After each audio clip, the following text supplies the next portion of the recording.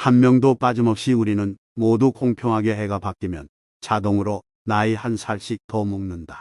정말 다른 건 몰라도 나이 먹는 것은 예외 없이 모두에게 똑같다.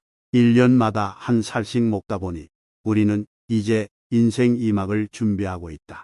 인생 후반전을 어떤 모습으로 살아갈지는 모두 우리에게 달려있다. 그런데 아주 특별하게도 하루하루를 엄청난 행복감으로 살아가는 사람들이 있다.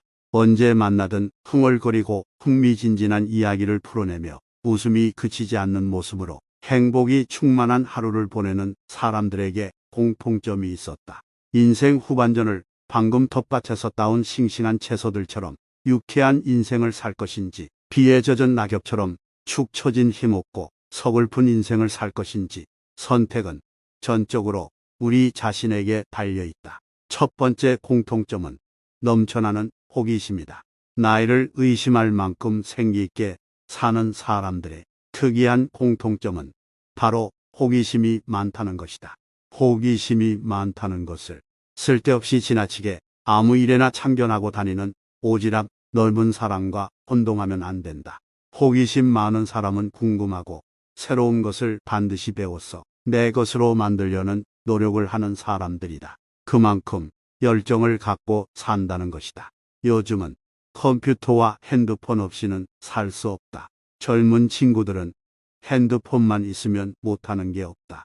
세상의 모든 것들이 점점 더 그 핸드폰 속으로 들어오고 있고 이 추세는 더하면 더했지 절대 멈추지 않을 것이다. 앞으로 살 날이 40, 50년 남았는데 컴퓨터와 핸드폰은 잘 배워둬야 한다. 본인이 컴맹이라고 말하면서 아주 자랑스럽게 얘기하는 사람들은 그건 마치 한글을 몰라서 글을 읽지 못한다는 말을 하는 것과 똑같다. 호기심 많은 사람은 뒷방 늙은이로 머무르기를 거부하고 문화센터가 됐던 노인복지관이 됐던 도서관이 됐던 새로운 것을 배우러 다닌다. 단순한 사용법을 배우는 것에 그치지 않고 컴퓨터 프로그래밍 또는 모바일 프로그래밍까지 배우는 사람들도 있다. 호기심을 놓지 않고 궁금해하는 것을 배우면 새로운 세상을 만나게 되는 지평을 보게 된다. 그러다 보면 21세기에 걸맞는 새로운 일을 찾을 수 있는 능력과 함께 더 많은 기회를 볼 수 있는 시야가 펼쳐지게 된다. 원래부터 호기심이 없다고 말하는 사람들도 있다. 호기심도 습관이고 학습으로 갖게 되는 것이라고 한다. 그래서 더욱이 나이 먹은 우리들에게는 노력이 필요하다. 사람에게는 눈빛이 가장 중요하다.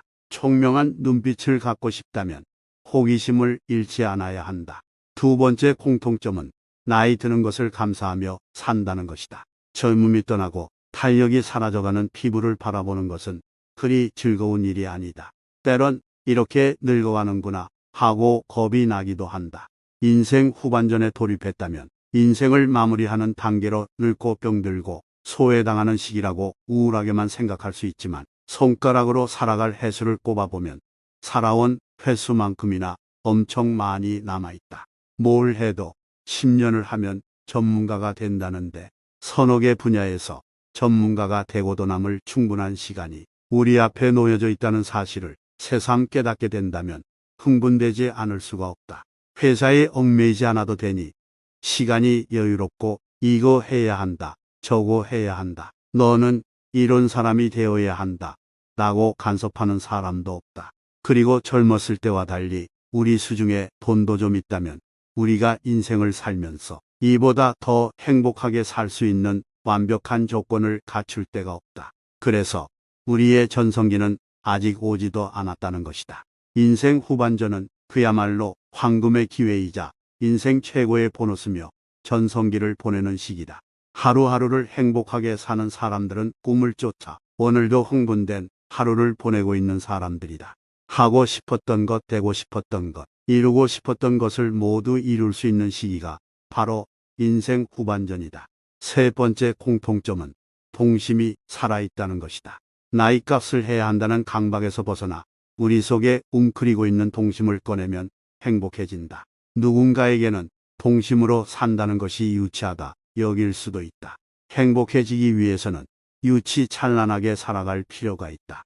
세계적인 과학자라는 명성에도 백발 가득히 아기처럼 혀를 내민 사진을 찍은 아인슈타인의 천진함과 아흔의 나이로 아이 같은 모습으로 끝까지 삶을 살아갔던 송혜 선생님이 그 유치 찬란함은 그들이 동심으로 살았다는 증명이 아닐까 싶다. 동심을 지니고 산다는 것은 희망만이 가득하고 웃음이 넘쳐나며 호기심이 샘솟고 장난기가 쉬지 않고 발동하며 무궁무진한 가능성을 안고 산다는 것을 의미한다. 그러니 하루하루 콧노래가 안 나올래야 안 나올 수가 없다. 어린 아이의 모습처럼 말이다. 쓸데없이 신중하고 진지한 사람들이 있다. 이런 사람들에게 유머 센스나 유연함을 바랄 수는 없다. 목에 힘 빼고 쓸데없는 근엄함은 벗어 던지고 동심으로 살아보면서 아이처럼 하루하루가 고정관념 없이 새롭고 신기하고 재미있는 일로 가득 찬 나날을 보내야 한다. 네 번째 공통점은 세상 모든 일을 낙천적으로 바라보는 것이다. 긍정의 마인드는 행복감을 샘솟게 한다. 우울감을 막아내는 방어벽 역할을 한다고 보는 것이 더 옳다. 나이가 들어가면 아무래도 마음 아프게 하는 일들이 늘어나는 것을 부정할 수 없다. 뼈마디도 여기저기 고장 신호를 보내고 암과 같은 심각한 질환에 걸리기도 한다. 우리들을 낙담케 하는 일들에 부딪혔을 때 이를 돌파할 수 있는 힘을 주는 것은 긍정의 마인드이고 악화될 수 있는 상황을 전환할 수 있는 능력이 낙천적으로 생각하는 것이다. 세상에 허구한 날 매일 행복한 사람은 없다. 행복과 불행은 마치 일란성 쌍둥이 같은 존재다. 아무리 행복한 사람도 슬픈 일이 있기 마련이고 아무리 불행한 사람도 행복한 일은 생기기 마련이다. 노년에도 웃고 살면서 인생 대박칠 것인지 불행하다 징징거리며 인생 쪽박 찰 건지는 모두 우리 결정에 달렸다. 오늘 영상을 보신 모든 분들은 노년기가 인생에서 제일 행복한 시기가 되시길 진심으로 바라겠습니다.